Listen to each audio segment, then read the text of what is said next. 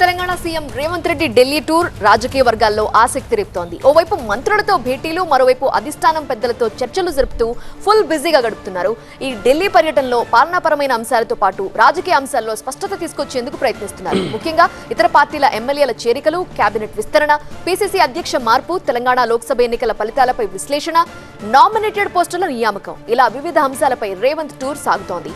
రెండో రోజు పర్యటనలో లోక్సభలో జరిగే ఎంపీల ప్రమాణ స్వీకార కార్యక్రమానికి హాజరైన రేవంత్ లోక్సభ గ్యాలరీలో సోనియా గాంధీని కలిసి పలు అంశాలపై చర్చించారు. దాదాపు గంట పాటు కీలకమైన అంశాలపై మాట్లాడారు. తొలి రోజు కేంద్ర మంత్రులను కలిసిన రేవంత్ రెడ్డి అభివృద్ధి పనులు, ప్రాజెక్టులు, కేంద్ర ప్రాయోజిత పథకాల గురించి మాట్లాడారు. అలానే రాష్ట్ర అభివృద్ధికి కావాల్సిన నిధులపై, వివిధ సమస్యల పరిష్కారంపై వినతి పత్రాలు అందించారు. మరోవైపు బీఆర్ఎస్ ఎమ్మెల్యే పోచారం శ్రీనివాసరెడ్డిని ఏఐసీసీ కార్యాలయానికి తన వెంట తీసుకువెళ్లి అధిష్టానం పెద్దలు మల్లికార్జున ఖర్గే, రాహుల్ గాంధీ, కేసీ వేణుగోపాల్తో సమావేశమయ్యారు. ఇక ఇవాళ మరోసారి అధిష్టానం పెద్దలతో వివిధ అంశాలపై చర్చించనున్నారు.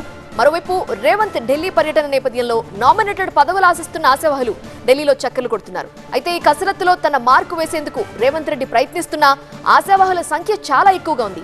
దీంతో రేవంత్ రెడ్డి హైకమాండ్ పెద్దలను ఎలా ఒప్పిస్తారు, ఎవరెవరికి ఛాన్స్ ఇప్పిస్తారు అన్నది ఆసక్తిగా మారింది. సీఎం రేవంత్ రెడ్డి ఢిల్లీ టూర్ కి సంబంధించిన అప్డేట్స్, అలానే ఆశావహులు ఎంతమంది ఇప్పటికే ఢిల్లీకి చేరుకున్నారు, మరిన్ని వివరాలతో మా ప్రతినిధి శ్రవణ్ సిద్ధంగా ఉన్న లైవ్ లో.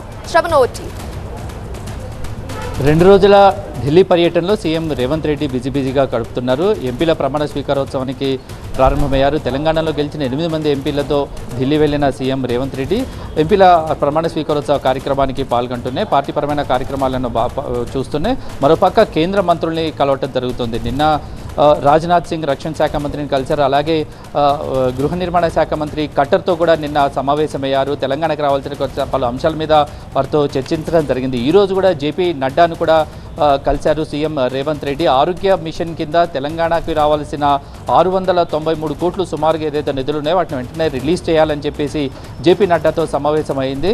జాతీయ ఆరోగ్య మిషన్ కింద ఎటువంటి పథకాలను తెలంగాణలో అమలు చేస్తున్నామనేది కూడా సీఎం రేవంత్ రెడ్డి జేపీ నడ్డాతో సమగ్రంగా వివరించడం జరిగింది. ఈ సంవత్సరం జనవరి నుంచి కూడా పూర్తిగా దానికి సంబంధించిన ఆరోగ్య మిషన్కి సంబంధించిన కేంద్ర పథకాలు ఏవైతే ఉన్నాయో వాటి అమలు ఏదైతే ఉందో దాన్ని తూచ తప్పకుండా పాటిస్తున్నామని, దానికి కావాల్సిన నిధులే పెండింగ్ బకాయిలు ఏవైతే ఉన్నాయో కానీ అవి పూర్తిగా రిలీజ్ చేస్తే అత్యవసర సేవలు, గ్రామ స్థాయిలో అందించాల్సిన అత్యవసర సేవలు ఏవైతే ఉంటాయో వాటికి సంబంధించిన నిధులను సమర్థవంతంగా వినియోగించుకునే అవకాశం ఉంటుంది. కాబట్టి ఖచ్చితంగా కేంద్ర సహకారం కావాలని జేపీ నడ్డాతో ప్రత్యేకంగా చర్చించడం జరగదు. తెలంగాణలో ఉన్న 5,000కు పైగా ఉన్న ఏవైతే బస్తీ దవాఖానాలు ఉన్నాయో వాటి నిర్వహణ సమర్థవంతంగా జరగాలి అంటే కేంద్రం నుంచి రావాల్సిన నిధులు ఏవైతే ఉన్నాయో ఖచ్చితంగా రిలీజ్ చేస్తే వాటిని సమర్థవంతంగా నిర్వహించి జాతీయ ఆరోగ్య మిషన్ కేంద్రం రూపొందించిన పథకం ఎంతైతే సమర్థవంతంగా నిర్వహించాలని చేస్తుందో అందులో ఆ నిధులను విడుదల చేస్తే ఖచ్చితంగా ఆ ప్రోగ్రామ్ని సమర్థవంతంగా రాష్ట్ర ప్రభుత్వం కూడా అమలు చేస్తుంది. కాబట్టి పూర్తిగా పెండింగ్ నిధులను రిలీజ్ చేయాలని కోరటం జరిగింది. దాంతోపాటుగా కూడా ఈరోజు రాహుల్ గాంధీ రాయ్బరేలీ ప్రమాణ స్వీకారానికి సంబంధించిన ఎంపీగా ప్రమాణ స్వీకార కార్యక్రమానికి సంబంధించి పార్లమెంట్లో జరుగుతుండగా సోనియా గాంధీ రావడంతో సోనియా గాంధీని కూడా సీఎం రేవంత్ రెడ్డి కలవటం జరిగింది. ఇటు కేసీ వేణుగోపాల్ని కూడా మర్యాదపూర్వకంగా కలిసింది. ఇటు ప్రత్యేకంగా తెలంగాణలో ఇప్పుడు కేబినెట్ విస్తరణ అనే చర్చ జరుగుతున్న సందర్భంలో కేబినెట్ విస్తరణలో సంబంధించి కూడా కాంగ్రెస్ అధిష్టానంతో చర్చలు జరుపుతున్నారు. ఏ మినిస్టర్లను ఎవరెవరికి కేటాయించాలి. దీంతో పాటుగా కూడా నామినేటెడ్ పోస్టుల భర్తీ అంశం కూడా ఇక్కడ చాలా ఇంపార్టెంట్ విషయంగా ఉంది. కొన్ని నామినేటెడ్ పోస్టులను భర్తీ చేసిన తర్వాత మరికొన్ని నామినేటెడ్ పోస్టులు అయితే ఉన్నాయి.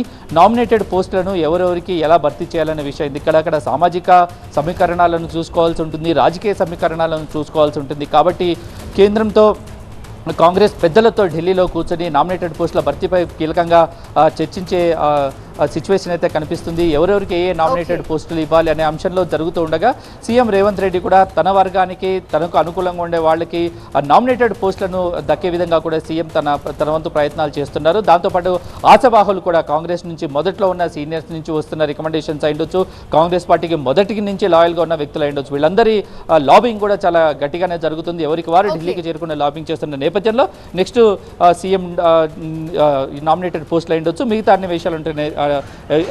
విషయాలు ఎలా ఉంటాయి అనేది తెలిసే అవకాశం ఉంది.